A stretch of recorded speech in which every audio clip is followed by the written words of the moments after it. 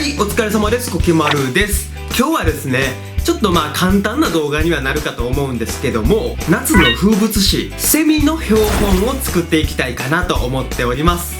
このチャンネルではめっちゃ昆虫が出てきますので、苦手な方は閲覧をお控えください。ほな、いくでー。はい、というわけで今日はセミの標本を作っていこうと思うんですけども、ただただセミの標本を作るだけだとあまり面白くないかなと思いまして、今回は状態のそれぞれ違う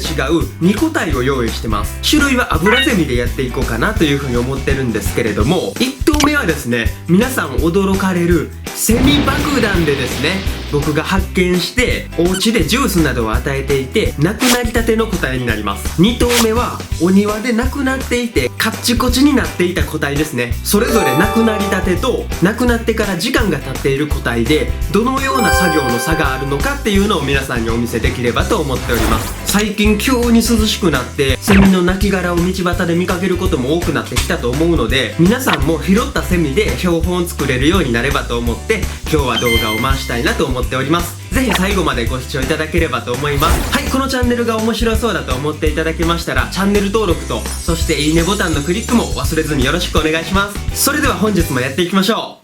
う。GO！はい、今日扱っていくのはこの子たちですね。夏といえばセミって感じがしますけども、お盆が明けてからくらいですか、急におとなしくなりましたよね。この子たちはどちらもメスなんですけども、オスとメスの見分け方としてはこのお腹の部分ですね、これ腹弁って言うんですけど、オスはもっとこの腹弁が大きくて音が出せる仕組みになってるんですね。もう少し詳しく言うと、発音筋っていう筋肉が2本あるんですけど、発音膜を震わせて音を出したのを共鳴室でさらに大きな音にして皆さんにお届けしてると、そういう仕組みなんですね。鳴く理由としてはちなみに求愛のために気づいてくれ気づいてくれって言うてオスは鳴くんですよ。はい、すみません、ちょっと話が長くなっちゃいましたね。この子たちどちらもメスなんですけども、こちらの子がセミ爆弾で気づいて僕がジュースなどをあげていた個体ですね。すでにひっくり返ってる状態だったんで、おそらく卵を産むなどの役目を終えて、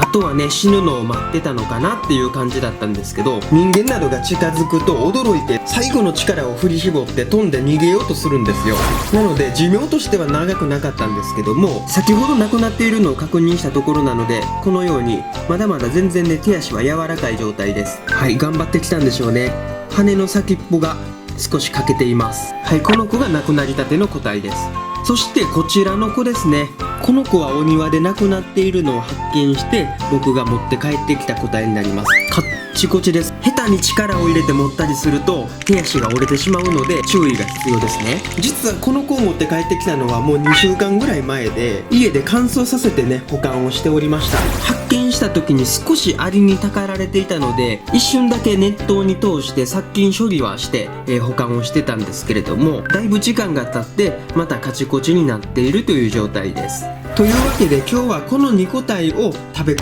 べ違う作業工程比べをしていきたいと思います。はい、では転速やっていきます。転速。はい、こちら今日もお湯を用意してます。こちらのカチコチの方はしばらくつけておきたいので、こんな感じでつけておきましょう。そしてこちらの亡くなりたての個体についてはほとんど手足が柔らかい状態なので、一瞬だけつけて殺菌をしたら上げて作業に入りたいと思います。はい、ではこちらお湯を切って作業に入っていきましょう。こっちのカチコチの方はお湯で手足をふやかしてあげましょう。軟化をしていきます。はい、上からティッシュをかぶせてあげることによって体全体にお湯が回りやすくなりますんでね。はい、では蓋をしてこちらの転速作業をしている間ふやかしておきます。しっかりと水気を切ってあげて作業に入っていきたいと思います。手足を外に広げておいてあげるとやりやすいかなと思います。こうやって事前に開けておくと転速作業が非常に短縮できるのでいいと思いますよ。今日は本当に簡単な動画になると思うんですよね。はい、適当なサイズにカットした発泡スチロールですね。こちらに固定を行っていきます。固定をするために1本だけ針をですね、体に通して穴を開けていきます。穴を開ける位置はどの昆虫も大体似てるんですけども、この胸の部分のちょっと右ぐらい、正直どこでもいいんですけどね、ここがメジャーな場所なんで今回もここに1本打っておくこととしましょう。固定とか転速に使ってる針はこういうやつですね。インセクトピンズって言うんですけど、とても錆びにくくできてまして、これがおすすめですね。はい、ということで、転速を行っていくんですけれども、形を整えるだけなので正直これといった解説がないんですよね。見ててくださいって感じなので、今回はですねセミについての、うんちくですね。セミの生態とか面白豆知識みたいなところをちょっと前に勉強しましたので、それをねお話ししながらやっていけたらなと思います。うんちくだけで間を持たせられるかっていうある意味僕の中の勝負だったりするんでね、聞いていただければと思います。じゃあアブラゼミのうんちくいきますか。さっきセミのオスが鳴くけどもメスは鳴かないっていうお話はしましたよね。先生、じゃあこのアブラゼミの大人になってからの生きる期間ってどれぐらいだと思いますか？はい、僕の問いかけについても考えながら作業を見ててくださいね。はい、セミって一体どれぐらい生きるんでしょうね、大人になってから。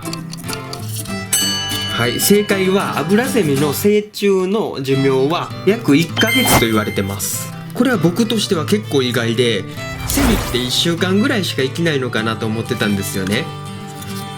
よく言うじゃないですか、土の中に長いこといて成虫の期間としては1週間ぐらいですよみたいな話を。あれは実は間違いで、1週間ではなくて1ヶ月ぐらい生きるそうですね。なんで1週間ぐらいしか生きないっていうような通説が広まったかっていうと、実はね僕もさっきジュースを与えながらっていう話はしてたんですけど、セミを飼うのって非常に難しいんですよ。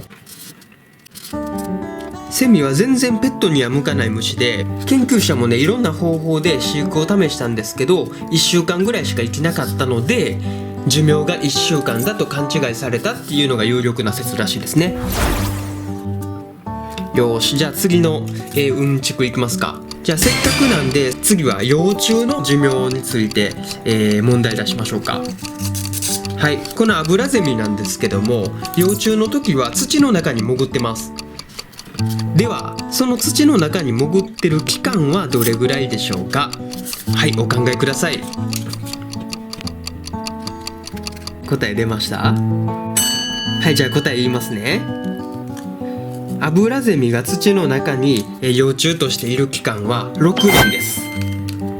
すごいですよね。1ヶ月しか大人になって生きないのに6年間も土の中にいるんですよ。6年間土の中で仕上がって出てきたのがこの子です。それで1ヶ月しか生きられないって考えたらなかなか短いですよね。なのでね、皆さんむやみにセミを取りまくって殺してしまわないように気をつけてあげてくださいね。この子たちもやっと草地上に出てきて、これからやって時にそれされるとねかわいそうなんでね。はい、できました。すごく早かったですよね。簡易標本ってなるとこんだけ早くねちゃちゃっとできちゃうんですよね。こんな感じです。左右対称にできてますね。横から見た時にはこんな感じ。それではね、先ほどのお湯につけてた個体を検測していきましょうか。ではね、だいぶ柔らかくなってると思うのでお湯の中から上げていきましょう。はい、ではこちらもお湯から上げました。だいぶね手足は柔らかくなってるんですけども、一旦カチコチになってしまった個体はですね、先ほどのようにはいかなくて一つ工程が増えます。それが手動による軟化なんですね。マッサージをするようにほぐしてあげる、この工程が必要なんですよね。ではね、ほぐしていきます。はい、さっきのお話の続きなんですけど、アブラゼミの幼虫は6年間も土の中にいるっていうお話しましたよね。実は17年間も土の中にいるセミっていうのが外国にはいるそうです。17年ゼミとかって言いますね。それでも地上で生きている期間はほとんど日本のセミと変わらないそうですよ。もう一つ、セミの食べ物って何かご存知ですか？セミの食べ物っていうのはね、幼虫も成虫も同じで木の汁、樹液を吸うんですけども、大人になってからの木の汁の種類と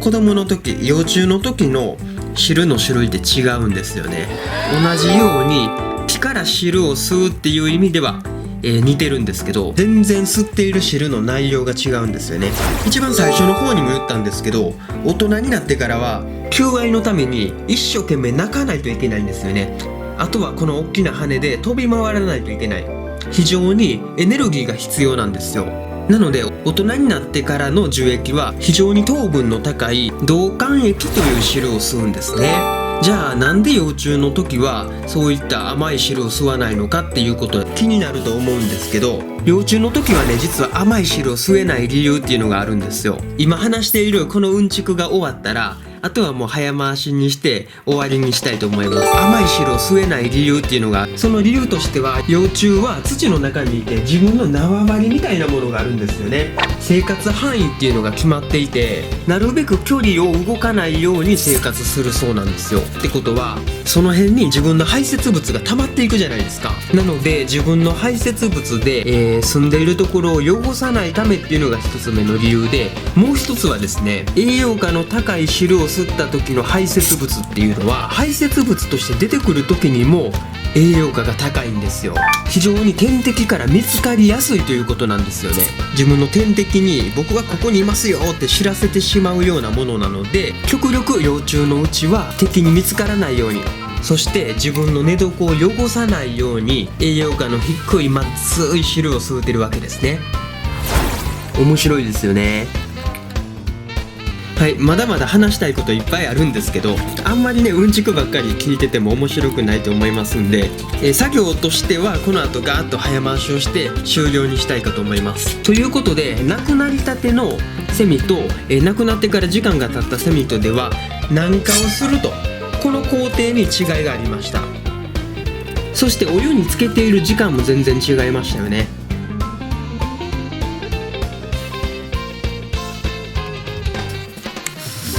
はい、というわけで完成。はい、上から見た時に左右対称に仕上がっていますね。